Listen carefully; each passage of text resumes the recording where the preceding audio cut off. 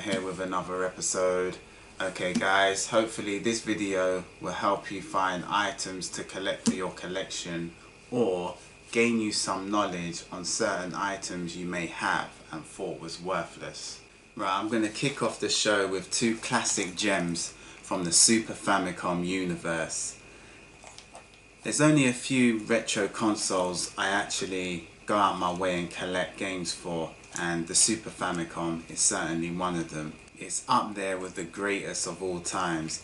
Now, this limited piece of software that you see in my hand now is the Japanese version of Choplifter 3, which is very difficult to find for retro hunters.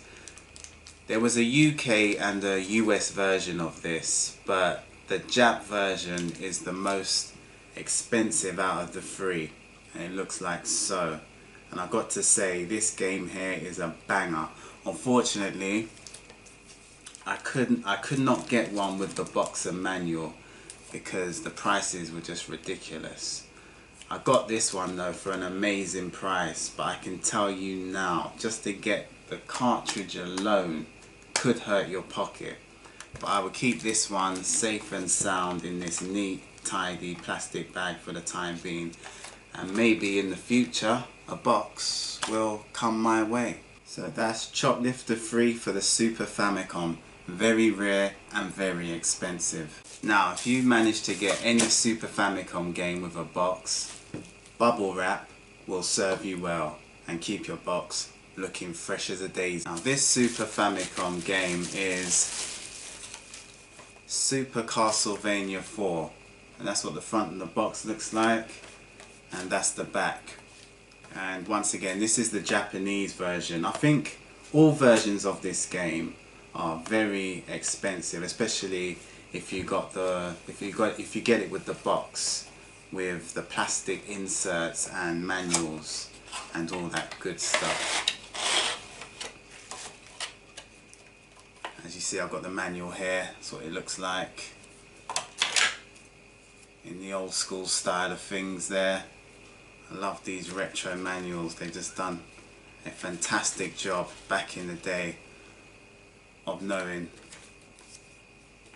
what the gamers want, and nothing special there. And as you see, it comes with the plastic insert which houses your Super Famicom cartridge. And as you see guys, this plastic bag we got here will always protect your cartridge, and if you manage to get a mint cartridge in good condition with hardly any yellow in, I got to say that's always a massive bonus, because that will add some value to your cartridge. So as you see, my version of the game is 100% complete, and this is one of my top games for the system. You can get the cartridge alone for this, but it still will cost quite a bit of money. But to get a copy complete like I have, it will be very pricey. Right, my next item is dedicated to all the kids who look at me like I've got two heads when I say I used to have a copy of this on disc way back in 2017, because they seem to think it only came out digitally. And that is the first original disc copy of the highly popular game Fortnite. Now this, my friends, is what you call a hidden gem. The disc is nothing less than mint because I hardly ever played the game. I just let it sit there for years and just really didn't dig the game. I wish I did more videos back then, but you know, I just missed the trick there. And I did use the DLC codes, which was this Stormmaster weapon pack, and you also get another DLC code which is the early access pack. So yeah, this is the first version of Fortnite on a disc. This is from the land of the weird and wonderful. This next piece of accessory is an antique and extremely rare and mythological at the same time, because I never knew this ever existed until last year, which is shocking to me. That is the Handy Boy, and what this is for the original Game Boy. So the first ever Game Boy ever made, way back in 88 or 89, along them lines there. This was like an accessory add-on that they made. If you do manage to hump one down, just prepare to burn a hole in your pocket, because these are worth a fortune. And what this is, guys, it's made, as I said, for the original Game Boy, and it magnifies the screen, gives you volume to your buttons, and it comes along with a joystick looking thing, like an analog stick joystick. And yeah, I've got it the wrong way around, so it will look like that. So as you see, it brings the buttons out more, and as I said, it magnifies the screen and transform it into something looking very freakish. Yeah, this is an extraordinary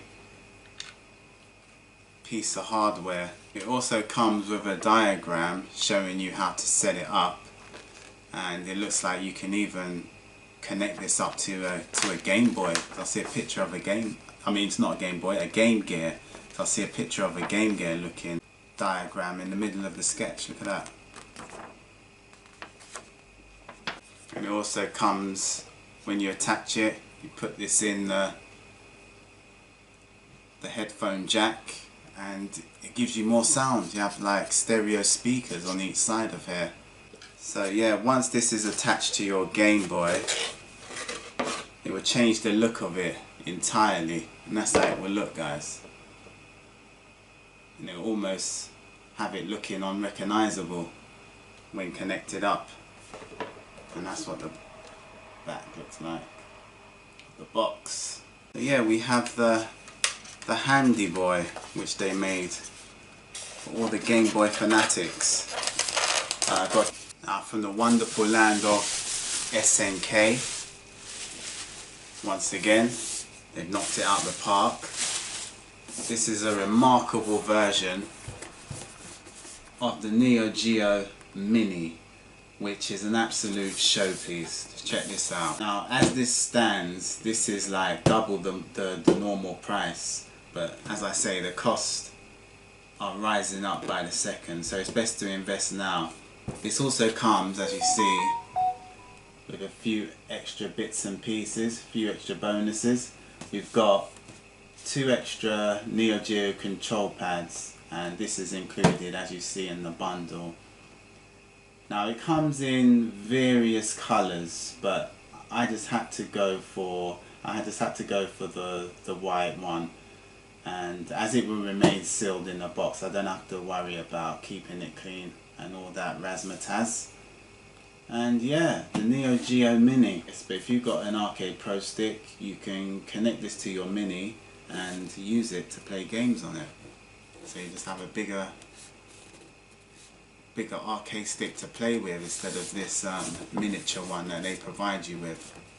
It has Hamaru's name on the front there, and it just tells you the list of games which are included.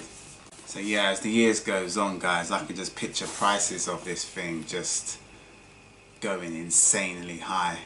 And what's most appealing about this design of the machine is that it has a transparent look to it, so you can see all inside the hardware and study the mechanical parts. Now, staying on the Samurai Showdown subject, this is one for the gaming history books. That is the Samurai Showdown limited edition version of the PS4 game, and this is designed by a company called Pix and Love.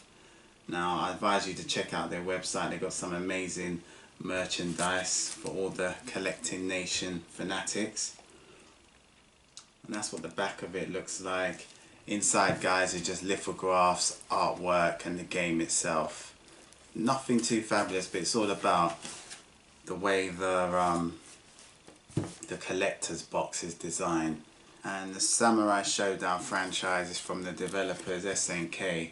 Now what makes this, guys, extra special and rare and very expensive is that it's signed by a human being called Yumi Sagi, which I don't know much about, but I think he may have designed something to do with Samurai Showdown or part of the Pix and Love community. But yeah, they think it's special, so it must be special.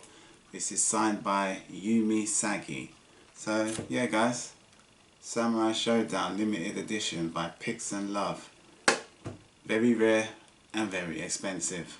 This is a bit of an odd one to me, because little did I know this would turn out to be something very precious when I bought the Shonen Jump NES Mini limited edition version.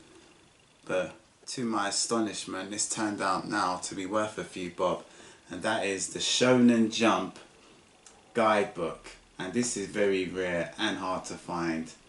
It's most commonly found by buying the NES Mini Shonen Jump edition.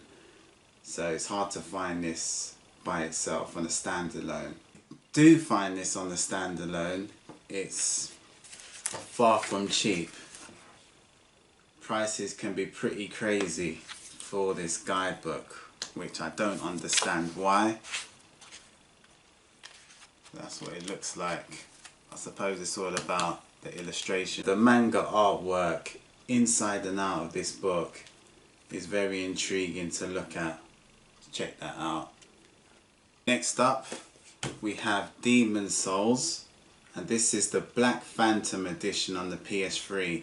Now for some reason, when they released the remake on the PS5, prices of the original version of this game just went through the roof, especially on this edition here, which is the Black Phantom edition. So with this comes in a nice limited edition collector's box here. You do well to get this in spick and span condition.